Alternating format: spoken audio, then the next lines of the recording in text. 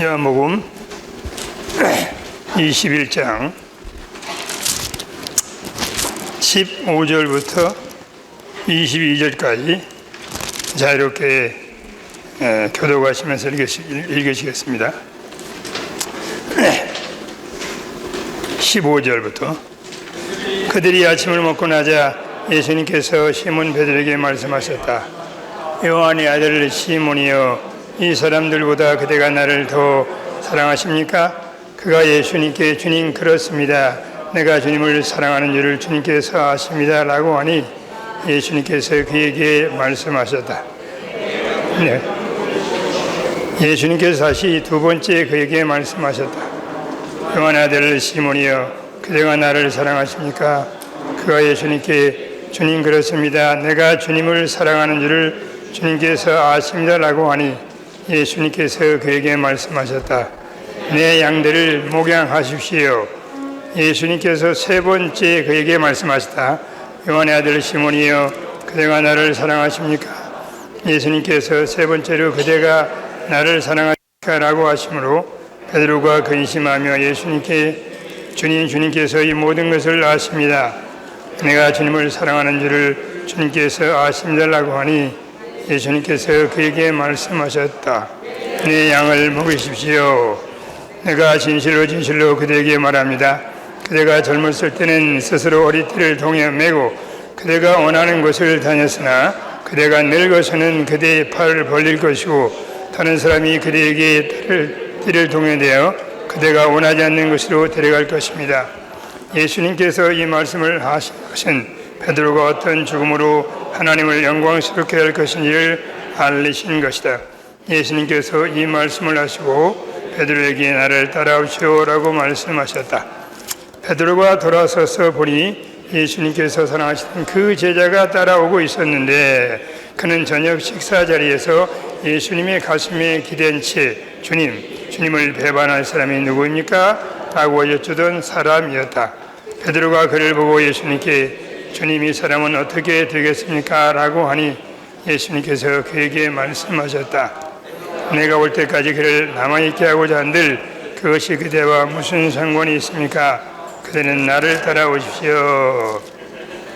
아멘. 전 시간과 이번 시간은 요한복음 21장. 우리가 알다시피 요한복음 1장은 두 개의 중요한 중점이 있습니다. 왜 주님이 요한복음 21장을 추가하셨는지. 우리가 알다시피 요한복음은 20장 31절에서 일반적으로 볼 때 요한복음이 끝나는 겁니다.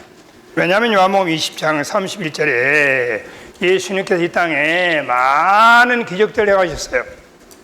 근데 그 많은 기적을 다 기록하지 않고 특별히 요한복음에 나와 있는 9가지 사례, 니고데모의 거듭남으로부터 마지막 나사로가 죽어서 다시 사는 그 9가지 사례를 기록한 겁니다. 그 목적은 요한복음의 가장 중요한 중심 사상인 생명을 우리에게 주시기 위한 거예요. 하나님 아들 예수 그리스도를 믿고 모든 사람이 영원한 생명, eternal life, 생명을 얻게 하기 위한 것입니다. 하나님의 영원한 마음의 갈망은 하나님의 사람 안에 생명으로 들어오시는 거예요.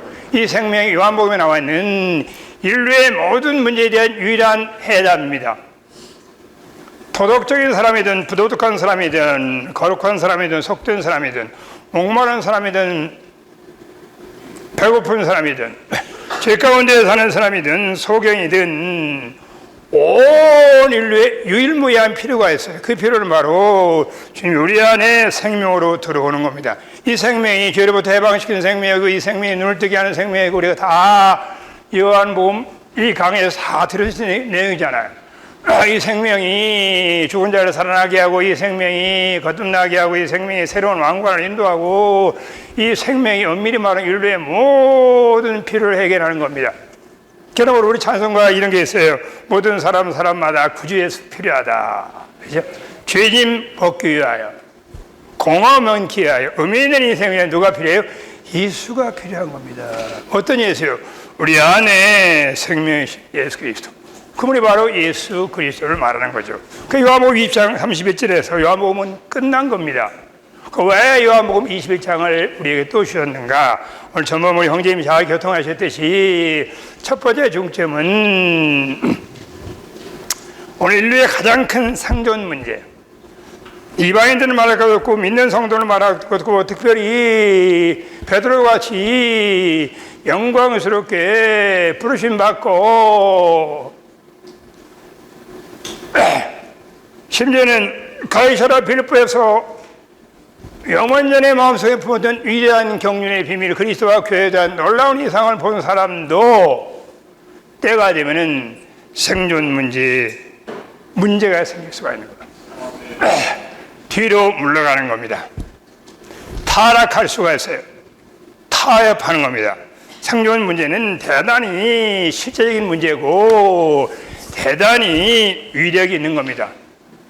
우리가 알다시피 교회 역사 가운데 수많은 주님의 종들이 두 가지, 하나는 이성 문제, 하나는 생활 문제 때문에 부패하고 타락했어요. 적지 않은 사역자들이 다 발람의 길을 갈 수가 있는 겁니다. 한동안은 신실하지만 초기에는 순수하지만 나중에 시간이 나면 적지 않은 사역자들이 다 부패 스캔들에 걸려가지고 재물 때문에 생활 문제 때문에 사역이 비참하게 끝나는 경우도 있어요. 그렇기 때문에 요한복음 21장을 주님이 주신 주된 목적은 생활 문제 염려하지 말고 나는 믿음으로 살아야 된다. 하나님의 권익만 생각하고 주님의 기쁨만 관심하고 하늘 평하고 땅에 거둬도 아무것도 염려하지 말고 하나님의 기쁨, 그분의 권위, 그리스도와 교회 영원히 같이 있는 것, 그것만 위하여 살고 그걸 위하여 죽고 여러분이 그것을 첫째 위치에 둔다면 하나님께서 전지전능한 하나님이 물고기를 창조하시고 물고기의 입을 닫으시고 물고기를 불러내시고 물고기에게 아멘하게 하시고 그 하나님께서 모든 걸 책임지시겠다는 겁니다. 그러므로 너는 내가 너에게 위임한 요한복음 21장에 목양의 위임을 수행하고 언제까지요? 주님 오실 때까지. 베드로야, 너는 순교당하는 거야. 목양을 위해서 순교에 끝날까지 뒤로 물러가지 말고 타협하지 말고 변질되지 말고 옛날 식으로 돌아오지 말고 절대적으로 끝까지 순교할 그날까지 발로미 나를 따르라고 말씀하신 겁니다. 자, 이것이 요한복음 21장의 첫 번째 주신 목적이에요. 두 번째는 이 오후 시간에 마지막 시간에 교통하는 내용입니다. 요한복음 21장이 요한복음의 완성이고 완결이에요. 요한복음 21장이 없으면 요한복음은 없는 겁니다. 요한복음의 내재적인 의미 안으로 들어가려면 반드시 요한복음 21장에 있는 목양에 대한 내재적인 의미, 유기적인 방면, 균형 잡힌 목양을 받고 목양을 해주고 몇 사람만이 목자만 목양하는 게 아니고 구원받은 온 성도가 다 일어나서 목양을 수행할 때 주님이 다시 오시는 겁니다. 자, 이 두 가지 목적을 위해서 요한복음 21장을 기록했습니다. 그죠? 자, 우리 형제님이 잘 교통하시고 다시 한번 우리 마음판에 새길 수 있기를 바랍니다. 제가 형제님 교통을 드리면서는 마태복음 6장, 대단히 익숙한 장이죠. 그 장이 생각이 났습니다. 그죠? 요한복음 6장, 마태복음 6장은 다 사실 믿음의 장이잖아요. 그죠? 너희는 먼저 그의 나라와 그의 의를 구하라. 그래야만 이 모든 걸 내가 너에게 더하시겠다고 얘기했어요. 더한다는 말은 보너스로 주는 겁니다. 원래 주는 건 뭐예요? 왕국을 주시는 거예요. 그의 나라와 그의 의를 구할 때, 주님의 기쁨을 관심할 때, 주님의 권위를 관심할 때 네가 그것을 첫째 위치에 두고 그것이 너의 우선순위를 차지할 때 이 모든 거, 뭐 장수 문제, 뭐 자녀 축복 문제, 뭐 심지어는 목회 성공 문제 다 주님이 그냥 보따리로 서비스로 보너스 주시는 거예요. 그런 걸 구하지 말라. 그건 이방인들이 구하는 거다. 공중나라를 새를 좀 봐라. 필리핀 백합화를 보고. 여러분, 공중나라는 새 얘기하시죠? 제가 얼마 전에 제가 사는 봉산에 거기 산보를 갔는데 새들이 막 지저귀더라고요. 지저귀 그래요. 그 제가 가만히 들어보니까 새들이 저한테 얘기를 하는 거예요. 주영재님, 왜 이렇게 염려가 많으셔요? 그때 제가 염려가 있었거든요.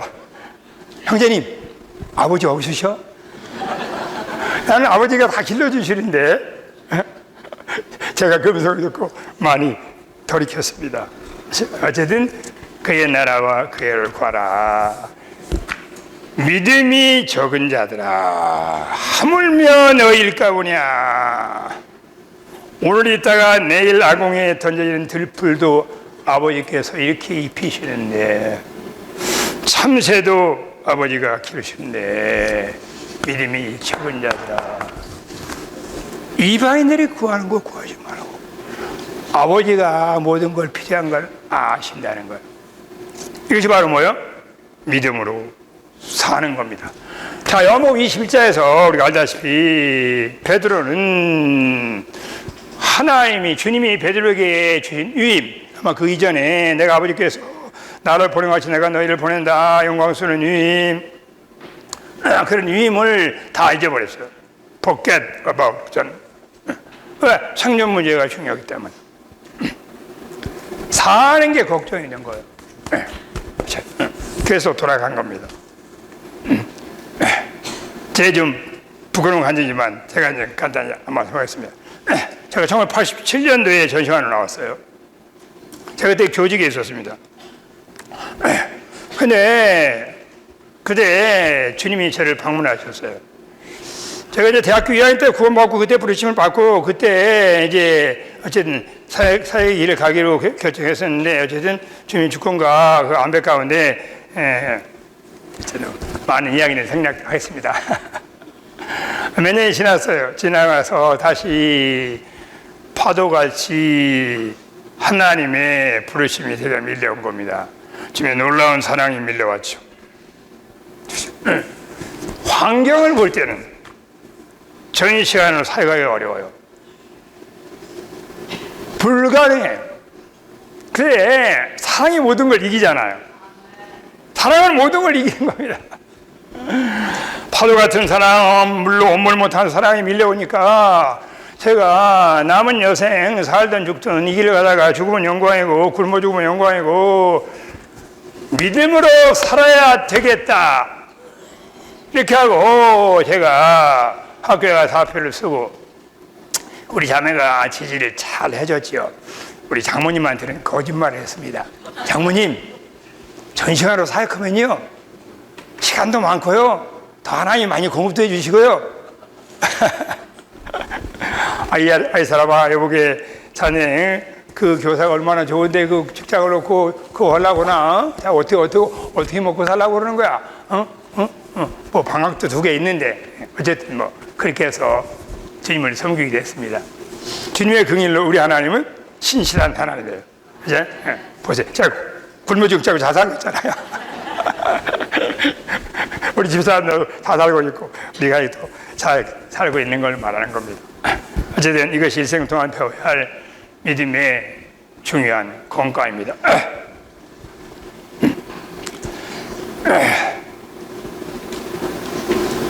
한 가지 제가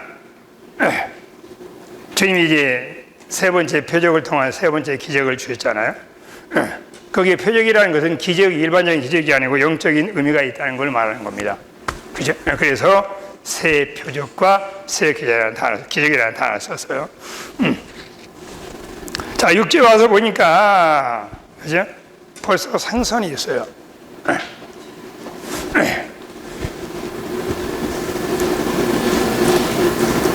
그때 주님이 숯불구이를 만들어 주셨어. 그죠? 그리고 이제 베드로와 제 아들을 먹였잖아요. 근데 베드로와 제 아들이 그렇게 사실은 시장기가 많았는데 그렇게 능동을 밥을 먹지 않았습니다. 그렇잖아요? 여러분 시장에 보세요. 그렇잖아요. 주님이 생선도 갖다 주고 떡도 갖다 줬어. 물론 이것은 인성 안에서 주님이 섬세하게 목양하신 면도 있지만 왜 그랬을까? 여러분 이 20장 배경의 배후에는 베드로의 영과 마음을 한번 생각을 해보세요.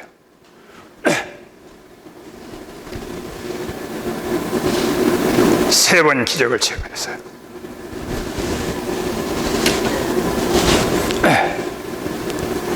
주님의 말씀에 순종해서 한 번 던져도 153마리가 잡혀.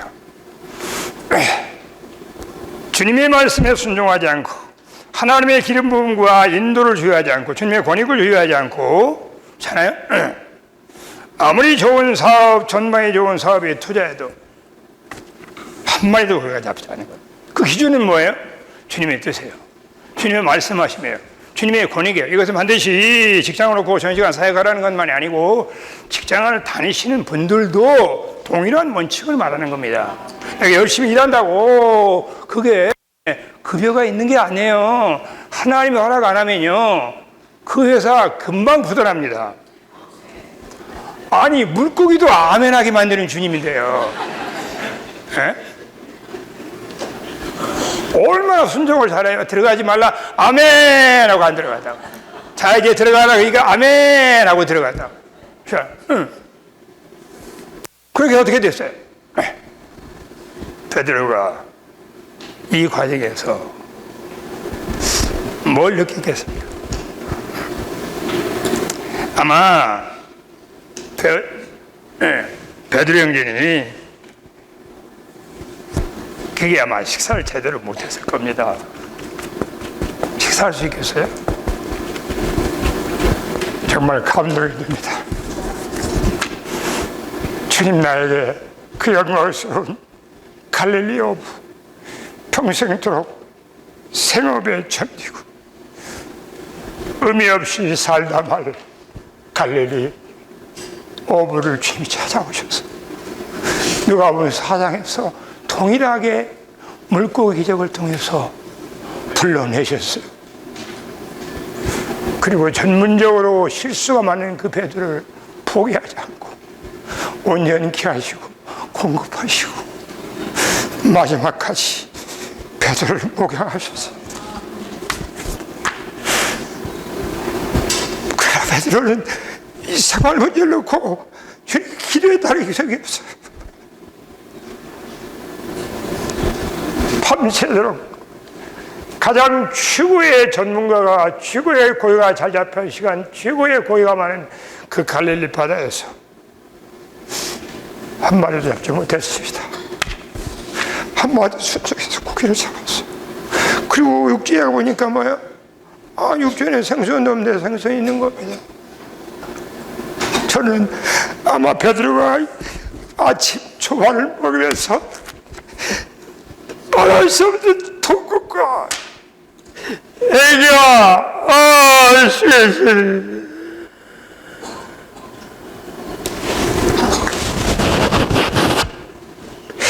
주의 예수님 나를 용서하시고 믿음의 능을 용서하시고 진리의 힘을 잃어버린 걸 용서하시고 나를 영원히 버림받아야 할 주님의 종이지만 갈릴리 바닷가에 찾아오시 티베라 바닷가에 찾아오셨어. 정지 않고 주님 고기가 있냐고 친밀하게 물어보시고 나를 목양하신 주님, 주님, 주님 너무 부끄러우십니다.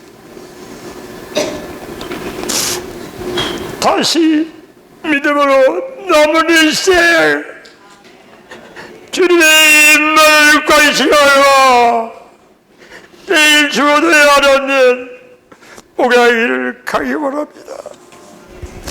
나는 베드로가 말을 안 했지만 그러지 않았나 나는 그렇게 생각이 들었습니다. 저에게도 우리 모두에게도 과거에 부끄러운 그런 기억들이 있죠. 우리가 시간 때문에 또 덕을 위해 자세히 하지 못하지만 어느 날 믿음이 약해져서 약간 뒤로 물러가고 한눈 판 그런 많은 기억들이 있지만 오늘 베드로에게 찾아오셔서 우리에게 찾아오셔서 우리를 다시 격려하신 주님을 인하여 주님께 감사와 찬양을 드리는 겁니다.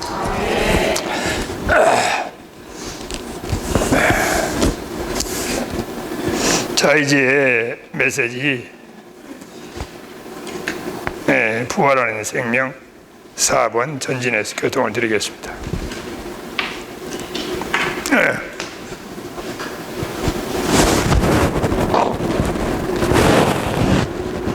로마서 4번 같이 한번 읽어보실까요?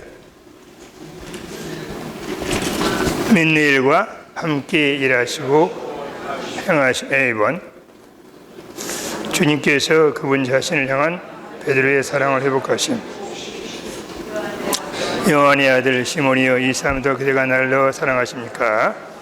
자, 그 다음 5번 읽으시고 5번 주님께서 베드로에게 목양하는 일을 당부하심. A. 믿음과 사랑.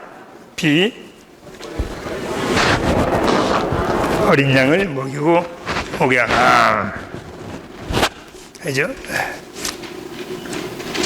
그다음 10번 죽기까지 그분을 따르도록 그들을 가르치시. D번 베드로가 순교를 예언하신 후 주님은 그에게 나를 따라오시오라고 말씀하시다. 우리는 모두 내주하신 분이신 주님을 따라한다. 우리가 따라야 하는 주님은 우리 안에 계신다. 죽기까지 그분을 따르는 것은 하나님을 영광시키게 하는 것이다. 마지막 2번 어떤 이는 주님께서 돌아오실 때까지 살아남아 있으면서 주님의 보이지 않는 임재를 익힘. 자, 주님이 이제 아침 조발을 주셨죠. 거기에 숯불이 나와 있습니다. 요한복음도 많은 표징들이 있어요. 그 중에 하나가 숯불입니다. 숯불도 표징이에요.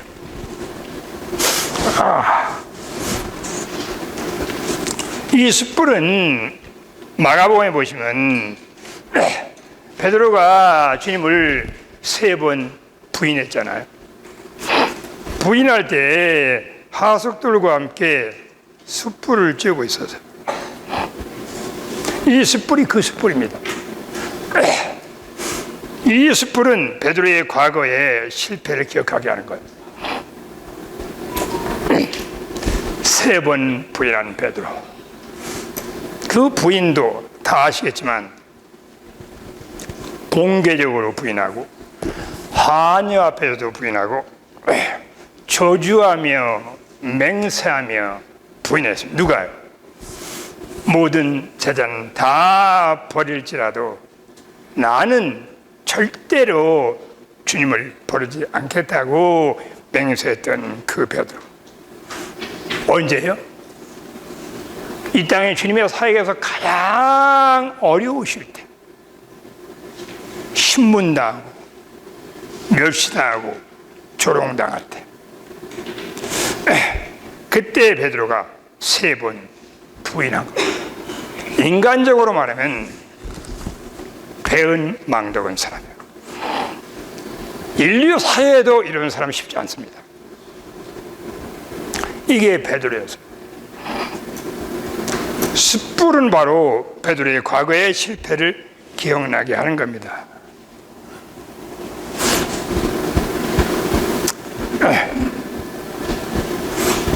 베드로는 3번을 부인했지만 주님은 3번 질문으로 목양을 했어요. 이것도 감동적인 이야기입니다. 요한복음 21장이요. 한 폭의 그림이 우리 안에 새겨져야 돼요. 천마디의 말보다 한 폭의 그림이 낫다는 말이 있어요. 요한복음 22장 그림을 계속 그려보셔야 됩니다. 저는 너무나 달콤하고 너무나 섬세하고 영광스러운 그림이에요. 주님이 그때 3번 질문하시고 베드로가 3번 대답하고 주님이 3번 위임했어요. 3가지 표적, 3가지 기적, 3번 부임, 3번 질문, 3번 대답, 삼중 위임. 제가 또 3가지 하나 더 할까요? 베드로는 물고기와 3번 역사가 있었어요. 그 3번이에요. 누가복음 4장에서 구원받을 때 물고기의 기적을 체험했죠. 두 번째, 마태복음 17장에서 주님 베드로를 온전케 할 때 성전 이야기 하잖아요. 바다에 가서 고기를 잡으면은 그 고기 한 마리 입에서 새길이 나온다는 겁니다. 잖아요. 이것도 주님이 전지전능한 분임을 계시하는 겁니다. 그런 다음에 요한복음 22장에서 그래서 제가 베드로와 함께 3가지, 7가지가 있어요. 그럴 때 베드로의 스토리를 이해하고 체험하는데 도움이 될 수가 있습니다.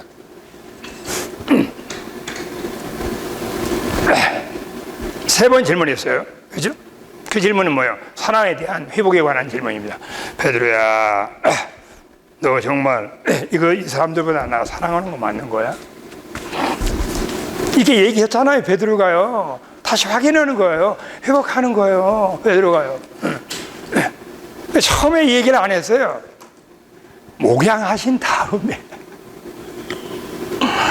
믿음의 공과를 깨우쳐준 다음에 큰 빛이 오게 한 다음에 돌이키게 한 다음에 주님이 질문했습니다.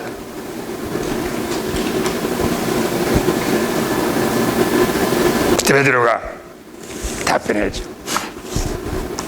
내가 주님을 사랑하는 줄 주님이 아십니다. 한 번도 아니고 3번씩. 3번째는 뭐야? 근심했어요. 왜 주님이 나에게 거듭거려진 질문을 하시나? 그러므로 3번째는 내가 주님을 사랑하는 걸 주님만이 아십니다.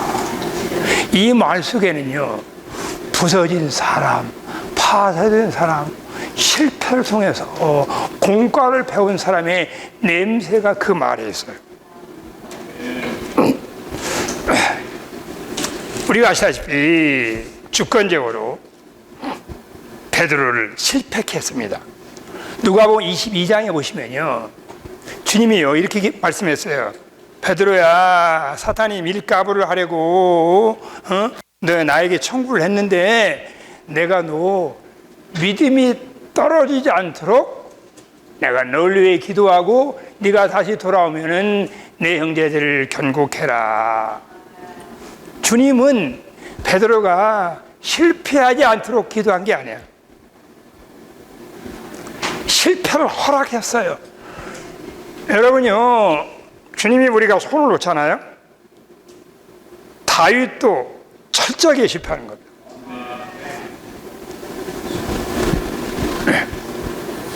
왜 실패했어요? 다 아시죠? 베드로는 일생토록 주님을 섬기고 목양하는데 가장 중요한 공과 중에 한 공과, 필수 공과, 자신을 신뢰하지 않는 공과를 못 배웠어요. 자기 확신이 가득했습니다. 파쇄되지 않았어요. 십자가를 몰라요. 부서진 것이 없어요. 각을 뜬 적이 없어요. 주님 앞에 철저히 꼬꾸라져서 주님, 십자가상 나는 죽기 합당한 사람이다. 내 자신은 신뢰할 만한 게 아무것도 없어요. 주님의 손을 놓으면 나는 무너집니다. 이런 십자가 공과에 대한 배움이 없었기 때문에 주권적으로 뭐요? 손을 놓은 겁니다. 하나님의 경륜에서요, 주님이 우리를 온전케 하는 데 쓰는 수단이 있어요. 하나는 그게 주로 실패입니다. 또 하나는 고난이죠.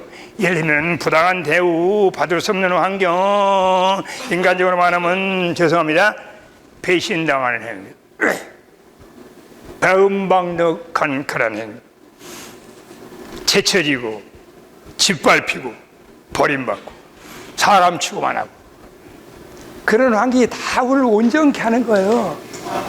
다 자신을 배우게 하고 부활 생명을 체험하게 하고 우리하고 가장 깊은 죽음 겪은 사람 최상의 주님을 얻는 거라고요. 실패를 통해서 얼마나 베드로는 자신을 알았어요. 자신을 신뢰할 만한 사람이 아니다. 아니 세상에 내가 그렇게 공고회로 주님의 수제자로서 그렇게 호언장담했는데 그것도 막상 실제 상황이 임하되 어떻게 됐어요? 비참하게 처절하게 부인했잖아요. 주님은 베드로를 아셨어요. 베드로가 자신을 몰랐죠. 그래서 환경을 일으킨 겁니다. 그 환경이 뭐예요? 넘어지게 한 거예요. 손을 놓은 거예요. 실패하게 한 걸 말하는 겁니다. 실패는 성공의 어머니죠. 실패는 우리를 겸손하게 하고, 실패는 우리로 하여금 자신을 신뢰하지 않고 주님과 몸과 지체들을 필사적으로 의지하게 하는 겁니다. 이게 부서진 사람의 특징이에요. 십자가를 하는 사람의 특징이에요. 부서지고 다루심 받지 않는 사람은 주님을 잘 의지 안 하는 겁니다. 설교를 준비할 때도, 죄송합니다. 설교를 준비하실 때도, 거기 각주, 그 다음에 여러 가지 과학의 설교 같은 것들, 이거 해가지고, 중점 빼가지고, 해가지고, 그죠? 그런 설교가 100% 자신을 신뢰하는 설교예요. 아마 여기 목회자분들께서 정말 귀하신 분들이 많이 계실 겁니다. 적어도 이 세미나에 오신다는 것은 보통 목사님들이 아니셔요.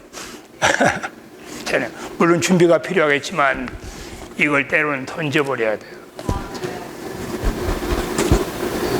안에 주님이 주신 몇 마디, 내 존재를 통과한 몇 마디, 그건 만이 영이요 생명이고, 그만이 사람을 살리고 온전케 하는 그러한 생명의 공과가 될 수 있는 겁니다. 베드로가 바로 이 공과를 배우게 하신 거예요. 그러므로 실패할 때마다 낙심하지 마시고 할렐루야, 감사합니다. 나를 넘어뜨리게 하신 걸 감사합니다. 그래서 공과를 잘 배우시고 온전케 해서 더 전진하는 기회를 삼으셔야 됩니다. 바울이 로마서에서 제가 정확히 안 나는데, 서는 것이나 넘어지는 것이 주님 손 안에 있다는 거예요. 그죠? 서 있으면은 자긍하지 마셔야 돼요. 교만할 것이 아무것도 없는 겁니다. 하나님이 붙들고 계시기 때문에 서 있는 거예요. 넘어졌으면 낙심하지 마셔야 돼요. 왜? 넘어짐을 통해서 우리에게 많은 귀한 공과를 가르치기 때문에. 하나님의 능하신 손에서 겸손하라. 때가 되면 주님이 우리를 높이시는 걸 말하는 겁니다. 하나님이 깊은 경륜이 있어가지고 우리를 철저하게 실패하게 하는 걸 말하는 겁니다. 자, 이제 보세요. 그 세 번 대답에 그런 것이 포함이 되어 있는 거예요. 이게 목양인데, 사실은 이제 다 우리 경험이 많으시니 알지만, 목양하는데 가장 중요한 조건 중에 하나가 뭔지 아세요? 자신을 신뢰하지 않는 거예요. 목양은 방법만이 아니에요. 목양은 인격의 문제고 존재의 문제고, 어떤 사람이 어떤 목양을 하는 겁니다. 목양을 많이 해도, 돌봄을 많이 해도 역사가 없는 건요, 그 사람 자체가 파쇄되고 부서지고 초래반이 없기 때문에 별로 효력이 없는 거예요. 이것은 목양이나 목회나 다 동일한 원칙을 말하는 겁니다. 그죠? 자, 이제 마지막, 그죠? 맞죠? 자, 세 번 위임을 했어요. 세 번, 이게 바로 목양의 위임입니다. 자, 첫 번째는 뭐예요? 첫 번째는 내 어린 양들을 먹이라는 거예요. 그 어린 양들이 나와요. 그리고 먹이는 게 나와요. 영어는 feed인데, feed. 두 번째는 뭐야? 이제 조금 더 그냥 양이야. 양들을 목양하라는 거야. 먹임에서 목양으로 전진했어요. 그죠?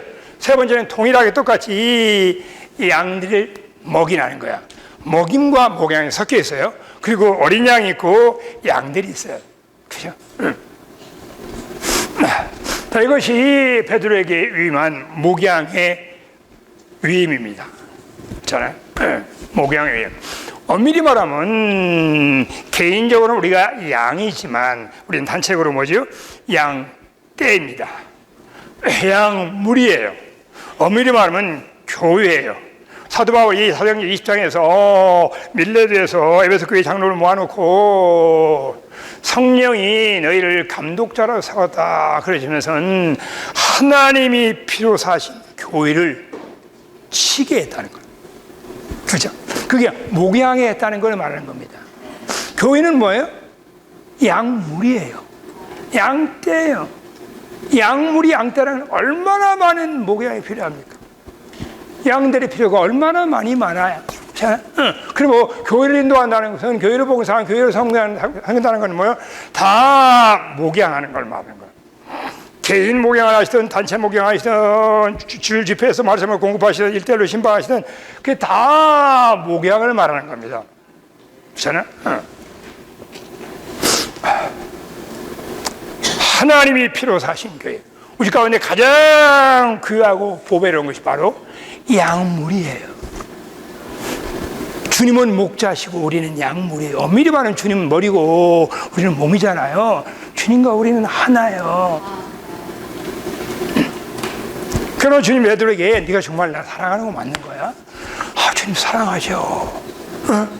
그래, 너 오늘부터 부사중과를 배우고 자신을 신뢰하지 말고 네가 정말 나를 사랑한다면 그래. 어떻게 할 수 있어요? 주님을 절대로 사랑하니 필사로 사랑하니 어떻게 할 수 있습니까? 말로만 하지 말라는 말이 있어요.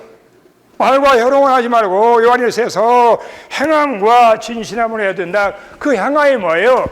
필사적으로 목양하는 거예요. 목양에 우리의 전 존재에 피와 땀 동전하니 우리 가진 모든 걸 다 목양을 위해 쏟아붓는 겁니다. 저는 제가 우리 김영재님께서 좀 죄송한 말씀이지만 우리 김영재님은 그냥 이름이 목자셔. 특징이 목양이야. 목양을 엄청나게 잘하시고 엄청나게 부지런하시고 아마 성남교회는 아마 우리 김영재님 목양 덕분에 그나마 오늘날 이 모양이 됐을 겁니다. 아멘 되시죠? 형제님 계신데 와서 죄송하지만 제가 어깨너머로 배우고 그냥 어제 간접적으로 저도 많이 배우고 있습니다. 자, 그래서 이것이 바로 목양이다. 그죠?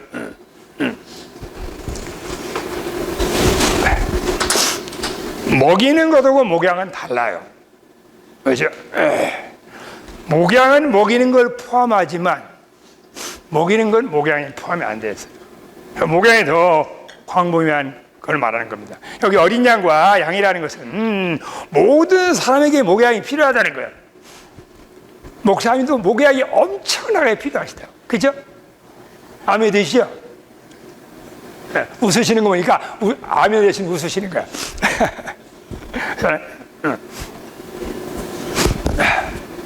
그 영어로 목양은 셰퍼딩인데, 마지막 기회에 더 교통할 수 있는지 시간이 있을 겁니다.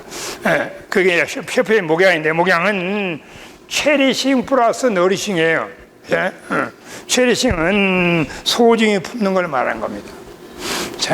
따뜻하게 해주는 거예요.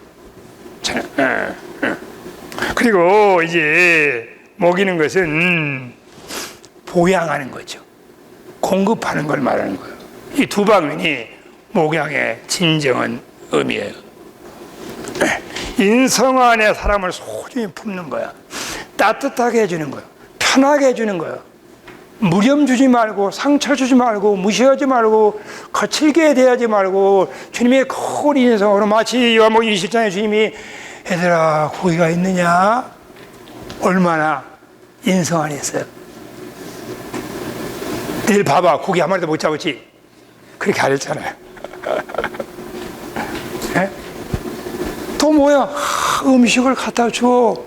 얼마나 이게 인성 안에서 소중히 푸는 거예요? 따뜻하게 하잖아요.